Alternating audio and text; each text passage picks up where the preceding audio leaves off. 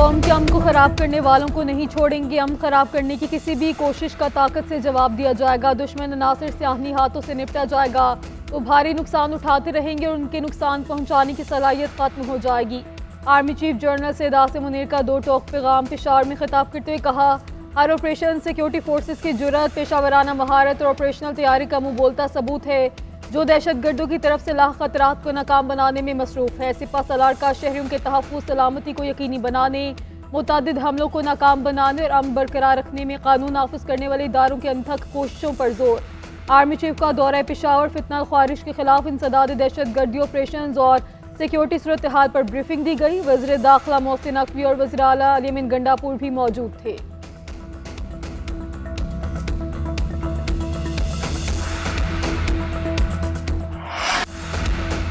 190 million pound का फैसला आज भी न सुनाया जा सका। केस का फैसला तीसरी बार मुअख्खर। बानी पीटीआई और बुशरा बीबी की अदम हाजिरी पर फैसला नहीं सुनाया गया। एहतसाब अदालत इस्लामाबाद अब 17 जनवरी को फैसला सुनाएगी।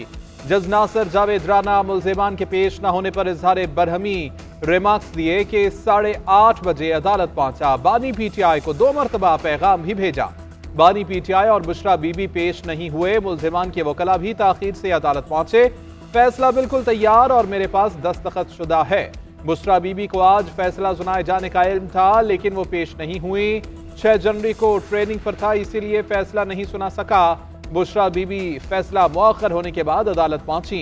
बानी पीटीआई से मुलाकात की इजाजत न मिलने पर वापस चली गई। एहतसाब अदालत ने इस केस का फैसला 18 दिसंबर को महफूज किया था। गुज़िश्ता 2 समातों में जज की रुख्सत की वजह से फैसला नहीं सुनाया जा सका था।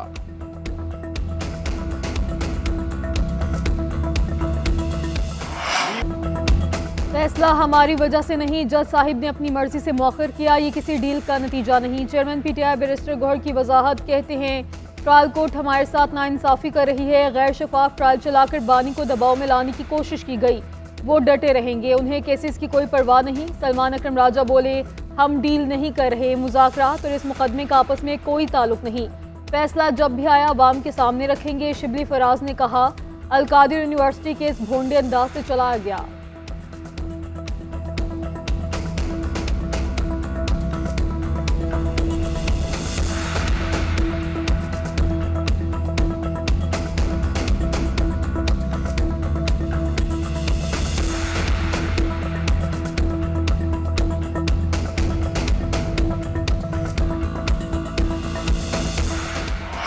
कौमी असम्बली का एक और हंगामा खेज इजलास। अपोजिशन का 190 मिलियन पाउंड का फैसला न आने पर शोर शराबा, ऊ की आवाजें निकाल कर एहतजाज, हुकूमत के खिलाफ नारे। डिप्टी स्पीकर की अपोजिशन को शोर शराबा न करने की हिदायत। पीटीआई रहनुमा असम्बली इजलास से वॉकआउट कर गए। वज़ीर दिफा ख्वाजा आसिफ ने कहा कि हम मुज़ाकरात कर रहे हैं और ये हमें ब्लैकमेल कर रहे हैं। ऐवान की कार्रवाई चलने नहीं दे रहे, मुज़ाकरात भी रोक देने चाहिए। वज़ीर इत्तलात अता तारड़ बोले, मुनाफ़क़त की सियासत नहीं चलेगी, किसी को हाउस को डिक्टेट करने की इजाज़त नहीं दी जाएगी। इदारों पर हमला करना पीटीआई का वतीरा है। पीपल्स पार्टी रहनुमा अब्दुल कादिर पटेल बोले, अपोजिशन का मुतालबा है कैदी नंबर 804 को रिहा करें। हुकूमत अपोजिशन का मुतालबा क्यों नहीं मान रही? हुकूमत अपोजिशन का एक मुतालबा तो मान ले।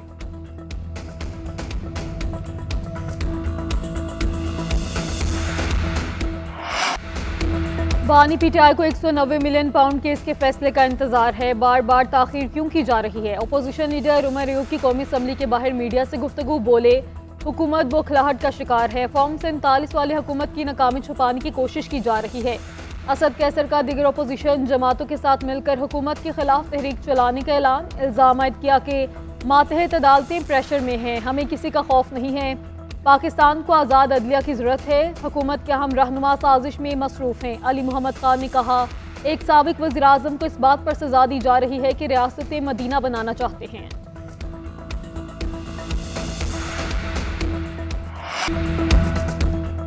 बानी पीटीआई ने ताखीरी हरबों में पीएचडी की हुई है। हर केस को ताखीर का शिकार किया। कभी कहा गया कि बीमार हूं, टांग में मसला है। वज़ीर इत्तलात अताउल्लाह तारड़ की तनकीद। प्रेस कॉन्फ्रेंस में कहा कि आज भी मुल्जिमान अदालत में पेश नहीं हुए। क्या जरूरत थी काबीना में बंद लफाफा ले जाने की? आपने अरबों रुपए मुआफ किए। वफाकी वजीर एहसन इकबाल ने कहा कि पीटीआई को अपने लीडर को गिरेबान से पकड़ना चाहिए कि आप सादिक व अमीन थे। सादिक व अमीन कहते कहते 50 अरब का डाका डाल दिया। आज अगर कोई पीटीआई वाला बानी को लीडर कहता है तो वो भी चोरी में शरीक है। तलाल चौधरी बोले कि 190 मिलियन पाउंड इतना मजबूत केस है कि इस पर सजा आज या कल जरूर होगी। इस केस में सजा ना हुई तो डील का तासुर जाएगा। हुकूमत और पीटीआई के दरमियान मुज़ाकरात की तारीख फिर तब्दील। मुज़ाकराती कमेटियों की बैठक 15 की बजाय 16 जनवरी को लगेगी। पार्लियामेंट हाउस में होने वाले इजलास की सदारत स्पीकर आसादी करेंगे।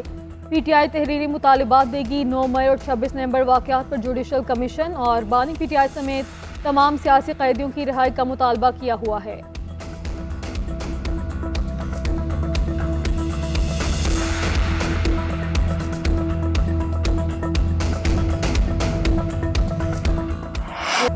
अगर मुंह पर हाथ फेर कर कहूं कि छोड़ूंगी नहीं, एसी उतरवा दूंगी, हीटर नहीं दूंगी, आज ये मेरे लिए कहना बड़ा आसान है।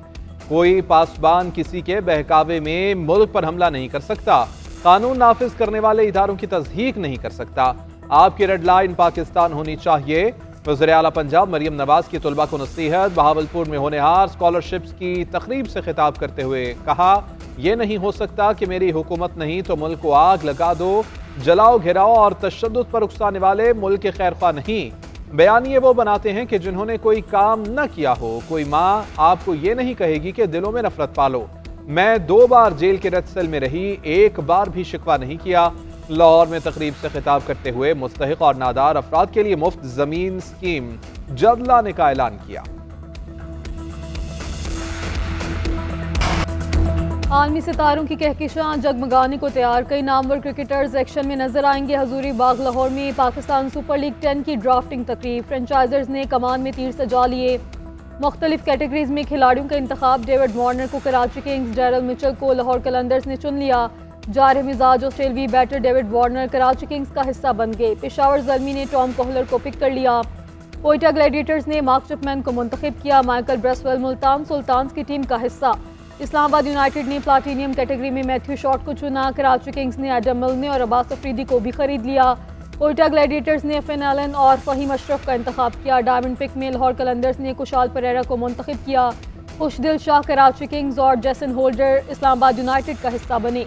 पेशावर ज़ल्मी ने कार्बन बोश और मोहम्मद अली का इंतखाब किया। सुप्रीम कोर्ट का फौजी अदालतों के मौजूदा केसेस का जायजा लेने का इशारा। जस्टिस हसन अजहर रिजवी ने एक बार फिर सिविलियंस के मिलिट्री ट्रायल पर सवाल उठा दिए। जस्टिस हसन अजहर रिजवी ने पूछा, मिलिट्री ट्रायल में शवाहिद का मेयार क्या था? क्या गवाहों पर जरा की इजाजत थी? क्या दिफा में गवाह पेश करने का हक दिया गया? वजारत दिफा के वकील ख्वाजा हारिस ने कहा, शवाहिद का मेयार देखना सुप्रीम कोर्ट का दायरा इख्तियार नहीं, आप केस के मेयार पर नहीं जा सकते। जस्टिस हसन अजहर रिजवी ने पूछा, वाकया मई का है, सीक्रेट एक्ट में तरमीम अगस्त में की गई है, क्या कानून का इतलाक माजी से हुआ है? मिलिट्री ट्रायल केस की समाअत के दौरान परवेज मुशर्रफ और आर्टिकल 6 का भी जिक्र। जस्टिस जमाल मंदुखेल ने कहा, अदलिया मार्शल लॉ की तौसीक करती रही है, क्या गैर आईनी इक़दाम पर जजेस पर भी आर्टिकल 6 के जुमरे में आते हैं?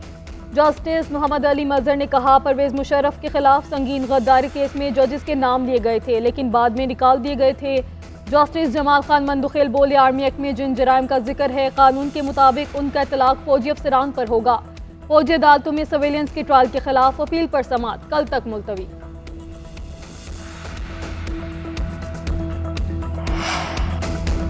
चीफ जस्टिस याहिया अफरीदी का माजी करीब में जजेस के एक दूसरे के खिलाफ पोजीशनें संभाले हुए होने का एतराफ़। सुप्रीम कोर्ट प्रेस एसोसिएशन के मेंबरान से मुलाकात के दौरान गुफ्तगू। कहा कि पिछले 3-4 साल मुकदमात की बड़ी वजह से बड़े सख्त थे। वो वक्त गुजर गया जब जजेस ने एक दूसरे के खिलाफ पोजीशन ली हुई थी। वक्त के साथ साथ चीजें ठीक होंगी। सुप्रीम कोर्ट एक टाइटैनिक है, इसको आप तब्दील नहीं कर सकते। हम सब जजेस आपस में भाई हैं। जजेस किसी इल्जाम पर जवाब नहीं दे सकते। जजेस को ब्रैकेट नहीं किया जाना चाहिए, तनकीद होनी चाहिए लेकिन वो तामीरी हो। एडीआर पर जस्टिस मंसूर अली शाह ने बहुत काम किया, उन्हें सलाम पेश करता हूं। जस्टिस मंसूर अली शाह ने आर्टिकल 191A के जरिए अदालती दायरा इख्तियार वापस होने पर सवालात उठा दिए। सुप्रीम कोर्ट में कस्टम एक्ट के सेक्शन 221 की झेली शिक की हैसियत से मुतालिक केस की समाअत। जस्टिस मंसूर अली शाह ने रिमार्क्स दिए, आर्टिकल 191A के जरिए अदालत से दायरा इख्तियार वापस लिया गया। समाअत के आगाज़ पर जस्टिस मंसूर ने रिमार्क्स दिए, ये मामला आइन की तशरीह का है और मौजूदा आइनी इंतजाम के तहत इस बेंच को ये इख्तियार हासिल नहीं। सवाल ये है कि हमसे दायरा इख्तियार कैसे वापस लिया जा सकता है, ये अदलिया की आज़ादी का सवाल है। इस अदालत के अंदर अलग बेंच कैसे बनाया जा सकता है, ये अदलिया की आज़ादी और इख्तियार के शिकों से मुतसादिम है। हम पहले इस मामले को देखेंगे। केस की समाअत मुलतवी।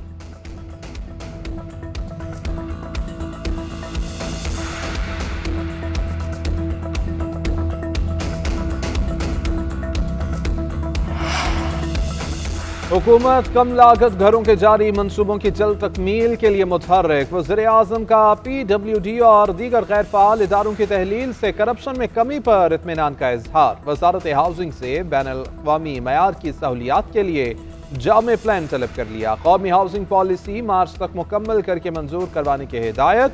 शहबाज शरीफ ने कहा कि अवामी मंसूबों के लिए बैनुल-अक़वामी शोहरत याफ्ता तामीराती कंपनियां मुंतखब की जाएँ। तामीराती मंसूबों के लिए कंपनियों का इंतखाब शफाफ तरीक़ाकार और मेरिट पर किया जाए।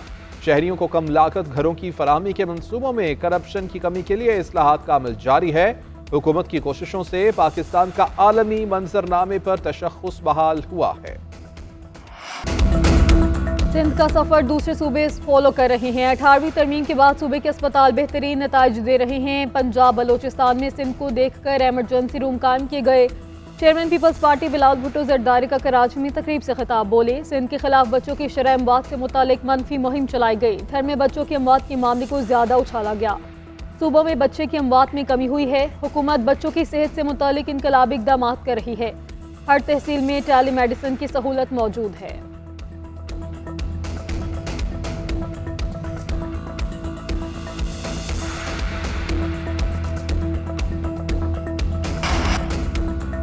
छब्बीसवीं आईनी तरमीम में इंसानी हुकूक पर हमला हुआ। 56 में से 34 शिकों पर हुकूमत को दस्तबरदार कराया गया। हुक्मरान संजीदा हो जाएं तो कुछ भी मुश्किल नहीं।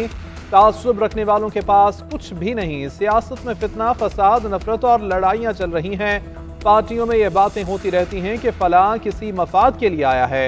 मौलाना फजलुर रहमान का मुल्तान में तकरीब से खिताब, कहा कि दुनिया में अमन और मईशत बहुत ज़रूरी है। ट्रम्प मुसलमानों का सबसे बड़ा दुश्मन है। कौमियत का नारा लगाने वाले लोग खुद को लिबरल भी कहते हैं। हमें मुसलसल काम करने की जरूरत है। तहरीक इंसाफ ने शेर अफजल मरवत को एक बार फिर शोकाज नोटिस जारी कर दिया। शेर अफजल मरवत को पार्टी पॉलिसी के खिलाफ बयानबाजी पर शोकाज दिया गया। ज़राए के मुताबिक शेर अफजल मरवत से पार्टी पॉलिसी के खिलाफ बयानबाजी पर जवाब तलब किया गया है। जवाब दिए जाने तक मीडिया पर पार्टी की नुमाइंदगी से भी रोक दिया गया। शेर अफजल मरवत ने ट्वीट किया कि दोस्तों के मशवरे के बाद फैसला किया है कि कुछ दिन इलेक्ट्रॉनिक मीडिया पर नहीं आऊंगा।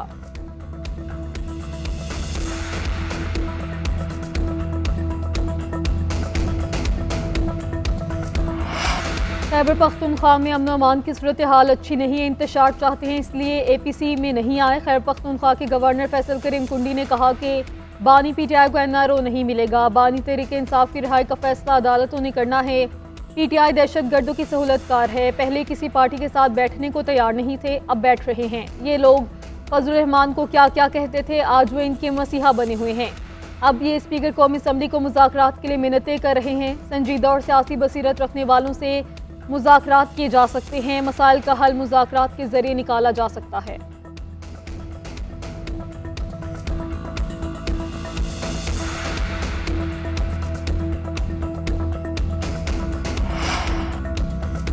बानी PTI की अहलिया बुशरा बीबी की 3 अबूरी जमानत की दरख्वास्त मुस्तरद। एडिशनल सेशन जज मोहम्मद अफजल मजोका ने दरख्वास्तों पर समाअत की। जज ने रिमार्क्स दिए कि आपने अभी तक जमानती मचल के ही जमा नहीं कराया। आप अदालत के हुक्म पर अमल दरामद ही नहीं कर रहे।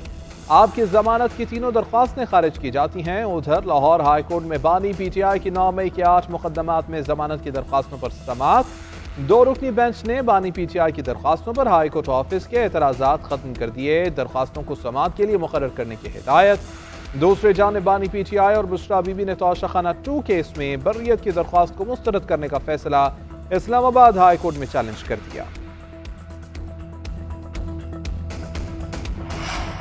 हुकूमत प्रेशर में है, हालात ही हैं। बानी PTI को सजा सुनाने की हिम्मत नहीं हुई। अलीमा खान के अडयाला जेल के बाहर मीडिया से गुफ्तगू, कहती हैं बानी पीटीआई फैसला मौखर होने की वजह से खुश नहीं होंगे। मुशर इत्तलात बैरिस्टर सैफ ने कहा, अल-कादिर ट्रस्ट में बानी पीटीआई और बुशरा बीबी को कोई फ़ायदा नहीं हुआ और ना ही मुल्क को नुकसान पहुँचा है। हमारे लीडर ने शरीफ और जरदारी ख़ानदान की तरह पैसा बैरून मुल्क मुंतकिल नहीं किया। अपोजिशन का पंजाब असम्बली में बानी पीटीआई की रिहाई के लिए एहतजाज, पीटीआई के दीगर गिरफ्तार रहनुमा और कारकुनान को भी रिहा करने का मुतालबा।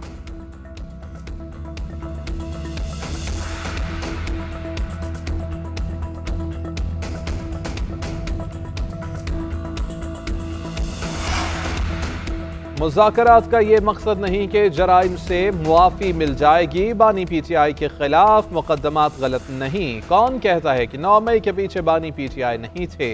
वज़ीर इत्तलात सिंध शर्जील मेमन ने कहा कि बानी पीटीआई के जराइम किसी से ढके छुपे नहीं। इन्होंने घड़ी बेचकर सरकार से झूठ बोला।